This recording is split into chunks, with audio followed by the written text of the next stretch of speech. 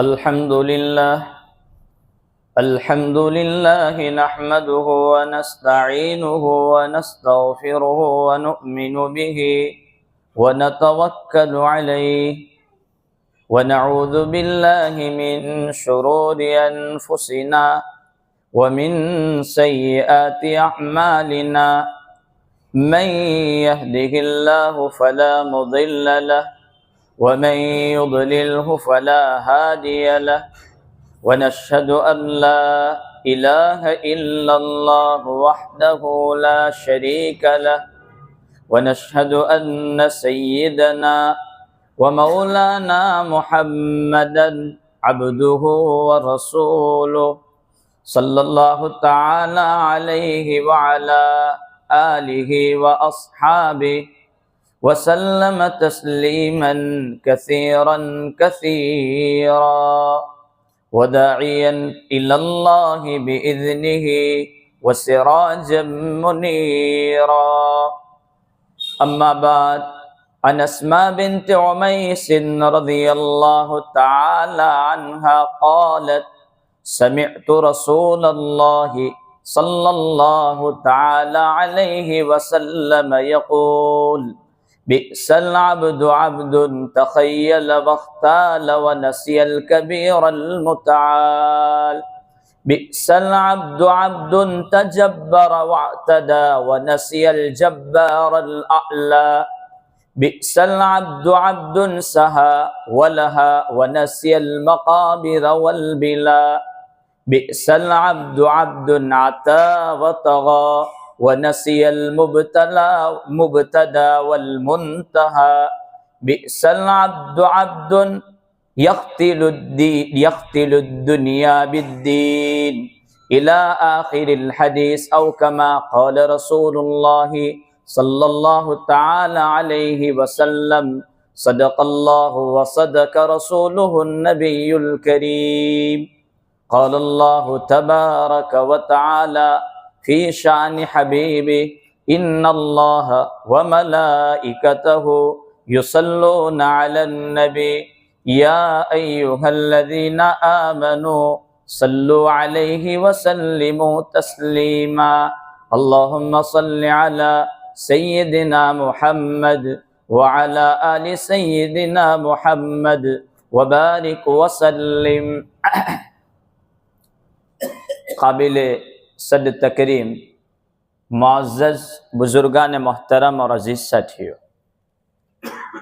بات چل رہی تھی ایک حدیث کے ماتحت، جس حدیث میں نبی پاک صلی اللہ تعالی علیہ وسلم نے 9 آدمیوں کا ذکر کیا ہے کہ 9 قسم کے آدمی یہ بہت برے ہیں. اس میں سے 2-3 آدمیوں کا ذکر ہمارے سامنے آیا. سب سے پہلے تو ہم اپنے دل میں یہ خیال کریں کہ یہ 9 قسم کے جو لوگ ہیں ان میں سے ہم بننے کی کوشش نہ کریں، دور رہیں، اور اگر کوئی بیماری، کوئی عادت ان میں سے ہے تو اس سے بچنے کی فکر کریں. پہلی چیز ذکر کی کہ آدمی تکبر اس طرح کرے، تکبر میں مبتلا کہ دوسرے کو حقیر سمجھے. دوسری چیز ذکر کی ظلم و زیادتی کرنے والا.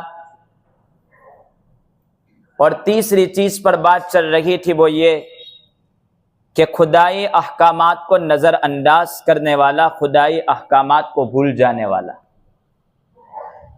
دنیا میں اس طرح مشغول ہو جانے والا کہ وہ قبر کو بھول جاوے، لاشوں کو بھول جاوے. یہ بہت برا آدمی ہے. حال یہ ہے کہ اللہ تبارک و تعالی جیسے ہی بندے کے اسلام کے عالم میں عمر بڑھتی جاتی ہے، اللہ تبارک و تعالی اپنی رحم کا معاملہ مسلمانوں پر، مومنوں پر اتنا ہی بڑھاتے جا رہے ہیں. لیکن دوسری طرف بندہ ڈھلتی عمر کے ساتھ ساتھ دنیا میں ایسا بے خبر ہو جاتا ہے کہ وہ آخرت کو بھول جاتا ہے. مسند ابی یعلا کی روایت، جس کو مسند احمد نے بھی ذکر کیا ہے، کہ جب بندہ 40 سال کی عمر کو پہنچ جاتا ہے ایمان کی حالت میں، اللہ تبارک و تعالی اس سے 3 بیماریوں سے محفوظ رکھ لیتے ہیں۔ پاگل پنا اس کو پھر بعد میں نہیں ہوتا، کوڑ کی بیماری اس کو نہیں ہوتی، برس سفید داغ کی بیماری اس کو نہیں ہوتی۔ اب سوال پیدا ہوتا ہے کہ کتنے لوگوں کو 60 سال کی عمر، 50 سال کی عمر کو یہ بیماری آتی ہے؟ تو ہزاروں میں ایک آدھ کا ہو جانا اس سے کوئی فرق نہیں پڑتا۔ تو 40 سال کی عمر اگر کوئی بندہ گزار لیتا ہے، اللہ تعالیٰ 3 بیماریوں سے اس کو محفوظ کر لیتے ہیں۔ اگر ایمان کی حالت میں مومن بندہ 50 سال پر پہنچ جاتا ہے، اللہ تعالیٰ اس کا حساب ہلکا کر دیتے ہیں، اب سختی نہیں، حساب میں ہلکا۔ 60 سال اسلام کی حالت میں اگر بندہ گزار لیتا ہے، 60 سال پر پہنچ جاتا ہے، اللہ تعالیٰ اس کو رجوع اللہ کی توفیق دے دیتے ہیں، اپنی طرف جھکنے کی اس کو ہدایت ملتی ہے۔ 70 سال 70 سال اگر کوئی بندہ گزار لیتا ہے، 70 سال کی عمر کو پہنچ جاتا ہے، آسمان والے اس بندے سے محبت کرنا شروع کر دیتے ہیں۔ اگر 80 سال ہو جاتے ہیں اسلام کی حالت میں تو اس کی نیکیاں باقی رکھی جاتی ہے، گناہ لکھے نہیں جاتے۔ اور اگر 90 سال ہو جاتے ہیں اسلام کی حالت میں تو نامہ اعمال سے گناہ کو ملیا میٹ کر دیا جاتا ہے، ختم کر دیا جاتا ہے، اور آسمان میں اس بندے کا نام اللہ کا قیدی کہہ کر پکارا جاتا ہے۔ اور دوسرا انعام یہ کہ اس کے گھر والوں کے حق میں، اس کے رشتہ داروں کے حق میں اس بندے کی شفاعت قبول کی جاتی ہے۔ تو جب بندہ کی عمر بڑھتی جاتی ہے تو اللہ تبارک و تعالیٰ کی طرف سے انعام بڑھتے جاتے ہیں۔ ضرورت اس بات کی ہے کہ ہمارا آئے دن ایک دن بندہ دنیا میں گزارتا ہے، وہ آخرت سے ایک دن قریب ہوتا ہے، دنیا سے ایک دن دور ہوتا جاتا ہے۔ رجوع اللہ کی ضرور ہمارے پاس کون سی نعمت نہیں ہے؟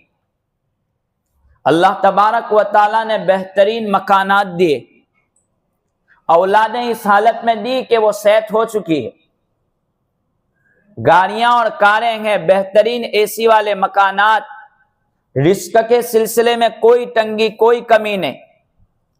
پھر رجوع اللہ کے لیے ہمارے لیے کون سی چیز رکاوٹ اور مانع ہے؟ کیا ہم اس بات کا انتظار کرتے ہیں کہ ہم کمزور ہو جائیں، بستر میں پہنچ جائیں، پھر ہم رجوع کریں گے؟ یا پھر دجال کا انتظار کر رہے ہیں کہ دجال آ کر کے بارش برساوے تب ہمیں یقین ہو کہ یہ بات سچی ہے؟ بڑھاپے کے عالم میں پہنچنے کے بعد رجوع اللہ بہت ضروری۔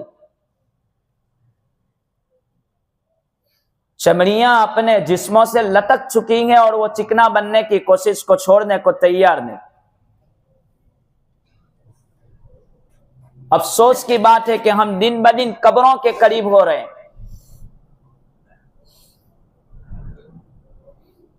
آدمی دنیا میں جو نعمتیں رب نے دی ہیں اس سے اپنی آخرت کو تیار کرے۔ قارون کے سلسلے میں قرآن بیان کرتا ہے وَلَا تَنْسَ نَصِيبَكَ مِنَ الدُّنْيَا وَأَحْسِنْ كَمَا أَحْسَنَ اللَّهُ إِلَيْكَ وَلَا تَبْغِ الْفَسَادَ فِي الْأَرْضِ، کہ تجھے مال دولت جو دی ہیں، یہ نعمتیں دی ہیں، تو آخرت میں اپنا حصہ لے جانا مت بھول، دنیا سے اپنے حصے کو آخرت میں لے جانا مت بھول، لے جا۔ آنکھیں اچانک بند ہو جائے گی، کوئی پرسان حال نہیں ہوگا۔ فرعون کو بات کہہ رہے ہیں، دنیا مل جانا یہ کوئی کامیابی کی دلیل نہیں ہے کہ اللہ ہم سے راضی ہے۔ حضرت نبی پاک صلی اللہ تعالی علیہ وسلم کا اکثر عرصہ، زیادہ تر زندگی غربت میں گزری ہے۔ اگر وہ چاہتے ہیں تو آسمان سے اللہ تبارک و تعالی ڈھال اتار سکتے تھے، لیکن مفسرین لکھتے ہیں کہ نبی پاک صلی اللہ تعالی علیہ وسلم کا جو فقر تھا، جو غریبی تھی، وہ اختیاری تھی، آپ نے پسند نہیں کیا اس کو، مالداری کو۔ آخر کیوں آپ نے مالداری کو پسند نہیں کیا؟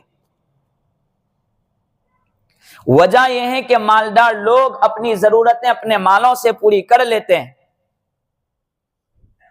لیکن ایک امت کا وہ طبقہ بھی آئے گا جن کے پاس زندگی گزارنے کے لیے سامان نہیں ہوگا، وہ بیچارے روئیں گے کہ کھانے کے لیے کھانے کے لیے خوراک نہیں، پہننے کے لیے کپڑے نہیں، تو وہ کم از کم حضرت کی زندگی کو دیکھ کر کے اپنے دل کو تسلی دے لیتا کہ کچھ نہیں، کیا ہوا میرے پاس نہیں ہے تو میرے نبی بھی بھوک کے عالم میں دنیا میں رہتے تھے۔ حضرت عیسیٰ علیہ السلام کے کہنے پر اللہ آسمان سے ڈھال اتار سکتے ہیں، اور بنی اسرائیل کے لیے رب العالمین، موسیٰ علیہ السلام کی قوم کے لیے رب العالمین من و سلوہ اتار سکتے ہیں، تو میرے نبی کے لیے آسمان سے من و سلوہ نہیں اتر سکتا تھا۔ حضرت مریم کے لیے بے موسم پھل رب العالمین دے سکتے ہیں۔ حضرت مریم جب حضرت زکریا کے پاس محراب میں بیٹھا کرتی تھی تو ایسے وقت میں ایک پھل ملا کرتے تھے ان کو بے موسم، تو پوچھنے لگے قال یا مریم انا لکی ھذا، یہ کہاں سے آیا؟ قالت هو من عند اللہ، یہ میرے رب نے دیا۔ بلکہ حضرت نبی پاک صلی اللہ علیہ وسلم کے غلام جب قید کیا گیا، ان کو قید میں رکھا گیا، ایک صحابی رضی اللہ تعالیٰ عنہ، تو قید میں رکھنے کے بعد ان کو بند کر دیا گیا کہ کل پھانسی پر ان کو لٹکانا ہے، کل سولی دی جائے گی۔ ایسے وقت میں جب ان کو پتا چلا کہ کل میری موت ہے تو انہوں نے استورا منگوایا۔ استورا منگوانے کے بعد کہا کہ میں میرے رب کے پاس جا رہا ہوں، میں اپنی صفائی کر لوں، بال وغیرہ جو زائد ہے اس کو صاف کر لیا جائے۔ وہ قید خانے میں ایک چھوٹا سا بچہ کھیلتا ہوا پہنچا، صحابی نے اس بچے، وہ آیا بچہ تو اپنی ران پہ بٹھا لیا، اپنی گود میں لے لیا۔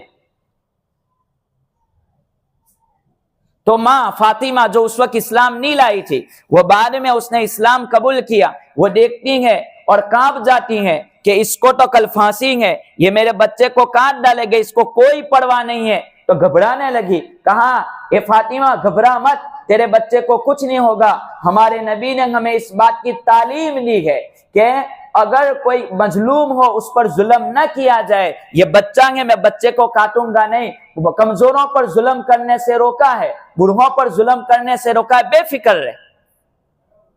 وہ فاطمہ کہتے ہیں کہ ایسے وقت میں وہ اندر انگور کھا رہے تھے، پھل کھا رہے تھے، میں نے پوچھا یہ کہاں سے آیا؟ کہا میرے رب نے، کوئی پہنچانے والا نہیں تھا، اس قید میں رب تبارک و تعالیٰ نے پھل پہنچا دیے، تو حضور کے غلام کے لیے چیزیں مل سکتی تھی، تو کیا میرے نبی کے لیے آسمان سے کھنچے نہیں اتر سکتے تھے؟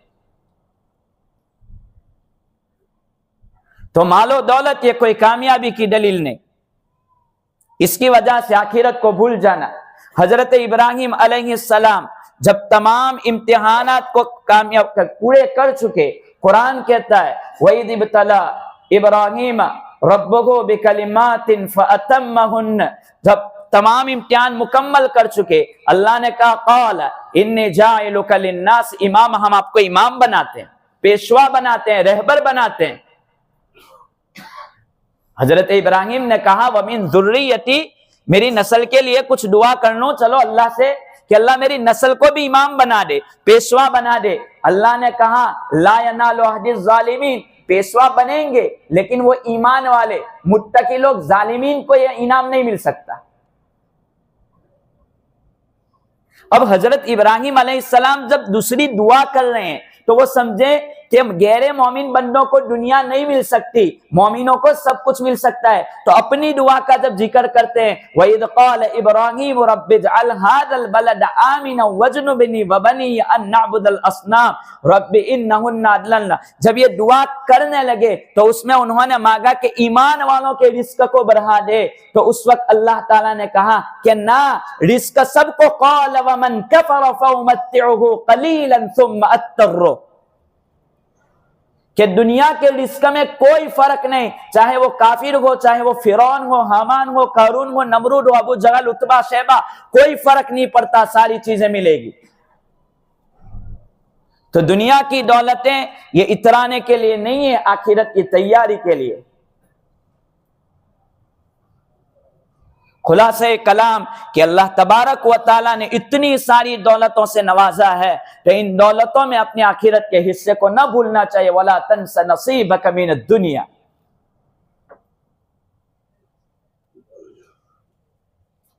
کہ آدمی اس قدر غافل ہو چکا کہ لاشوں کو بھول چکا، اپنے قبر میں سونے کو بھول چکا۔ یہ تیسری چیز تھی جس پر گزشتہ بات چل رہی تھی۔ چوتھی چیز ذکر کی، بئس العبد عبد عطا وطغى ونسی المبتدا والمنتہى، کہ وہ ظالم، وہ ظلم کرنے والا، وہ زیادتی کرنے والا جو لوگوں میں تفریق ڈالتا ہے، لوگوں میں دشمنیاں پیدا کرواتا ہے۔ گزشتہ اس پر بات چلی تھی کہ صفوں کو مل مل کر کے کھڑا رکھنا اس لیے ہی کہ محبتیں باقی رہیں، الگ کھڑا نہیں رہنا ہے۔ جو الگ کھڑا رہتا ہے وہ لوگوں میں تفریق چاہتا ہے۔ اس جملے کو دیکھ کر سمجھنے کی ضرورت ہے کہ ہماری زبان سے کسی کے بیچ میں کوئی ایسی بات نہ نکلے جس بات کی وجہ سے دو مومن کے بیچ میں یا لوگوں میں جماعتیں بن جائیں، لوگوں میں تفریق ہو جائے، جدائی ہو جائے۔ آج کل ہم مذاق کے لیے، اپنے دل کی تسلی کے لیے، مذاق کے طور پر معمولی بات بول دیتے ہیں، یا دوسرے کو رسوا کرنے کے لیے، اس میں دو آدمیوں کے بیچ میں تفریق کرنے والا جنت میں داخل نہیں ہو سکتا۔ حدیث میں ہے لا يدخل الجنت قطات قط، چغلخور جنت میں داخل نہیں ہوگا۔ تو لوگوں میں جدائی کروانے والا جو آدمی جتنا زیادہ بولتا ہے وہ اتنا ہی خراب بھی بولتا ہے، غلط باتیں بھی اس کی چلتی رہتی ہے۔ اس لیے اس سے بھی بچنے کی ضرورت ہے۔ اس پر بھی کچھ باتیں ہمارے سامنے آ چکی تھی گزشتہ۔ اب پانچویں چیز ذکر کر رہے ہیں، بئس العبد عبد یقتل الدنیا بالدین، کہ دین کے بدلے میں دنیا کو حاصل کرنے والا وہ کامیابی کے موڑ پر نہیں پہنچ سکتا۔ آج ہم نے آخرت کو قربان کر کے اپنی دنیا کو بنانے میں لگے ہیں۔ اس پر مستقل عنوان مجھے ذکر کرنا ہے، لیکن ایک شارٹ بات کہہ کر کے اپنی بات ختم کر دوں۔ حضرت مفتی تقی بیان کرتے ہیں کہ میرے ایک بزرگ ہے، ان کا ایک دوست انگلینڈ میں تھا۔ اس بندے نے اپنی نوکری کے لیے تلاش شروع کی، ایک جگہ پر گیا تو اس کی داڑھی بڑی تھی، کہا کہ آپ نوکری چاہتے ہیں؟ کہا داڑھی کاٹ دو۔ کہا کہ یہ نہیں ہو سکتا، چلا گیا۔ دو تین جگہ پر تلاش کیا، نوکری ملی نہیں، تو وہ داڑھی کاٹ کر کے پھر اس بندے کے پاس گیا، تو کہا کہ کون؟ تو کہا کہ وہ آپ نے جو داڑھی کاٹنے کا کہا کاٹ کے اب آیا ہوں۔ کہا جی۔ کہا کہ آپ مسلمان ہیں؟ کہا جی۔ اسلام میں داڑھی کیسا ہے؟ کہ ضروری ہے؟ جی۔ کہا کیوں؟ کہ اللہ پر آپ کو بھروسہ نہیں ہے؟ کہا جی۔ کہا کہ جو اللہ کا وفادار نہیں ہو سکتا وہ دنیا والوں کا وفادار نہیں بن سکتا، جاؤ میں تمہیں نوکری پر نہیں رکھتا، خسرت دنیا والآخرہ۔ دنیا بھی گئی، آخرت بھی گئی۔ تو آدمی اپنی دنیا کے لیے اپنی آخرت کو برباد نہ کیا کرے۔ ایسا آدمی بہت برا ہے، آج جھوٹ بول کر کے اپنی اولاد کے لیے رزق کمایا جا رہا ہے، سود لے کر کے دنیاوی فائدوں کو حاصل کیا جا رہا ہے، وہ آدمی بہت برا ہے۔ باتیں بہت ساری ہیں اس سلسلے میں، وہ انشاءاللہ آئندہ اللہ تبارک و تعالیٰ ان باتوں کو سوچ سمجھ کر عمل کی توفیق عطا فرمائے۔ تو 5 آدمیوں کا ذکر ہوا، اس میں سے بننے کی کوشش نہ کرے، باقی آئندہ کہ آدمی اس طرح گھمنڈ نہ کرے کہ دوسروں کو حقیر سمجھیں، لوگوں پر ظلم کرنے سے اپنے آپ کو بچائیں۔ اسی طریقے پر آدمی لوگوں میں تفریق نہ کریں اور دنیا کو اس طرح نہ گزاریں کہ اپنی آخرت کو بھول جائیں اور اپنے دنیا کے بدلے میں اپنے دین کا سودا نہ کیا کریں۔ اللہ تعالیٰ اس سے ہماری حفاظت فرمائے۔ باقی انشاءاللہ آئندہ جمعہ اللہ تبارک و تعالیٰ ان باتوں پر ہم تمام کو عمل پیرا ہونے کی توفیق عطا فرمائے۔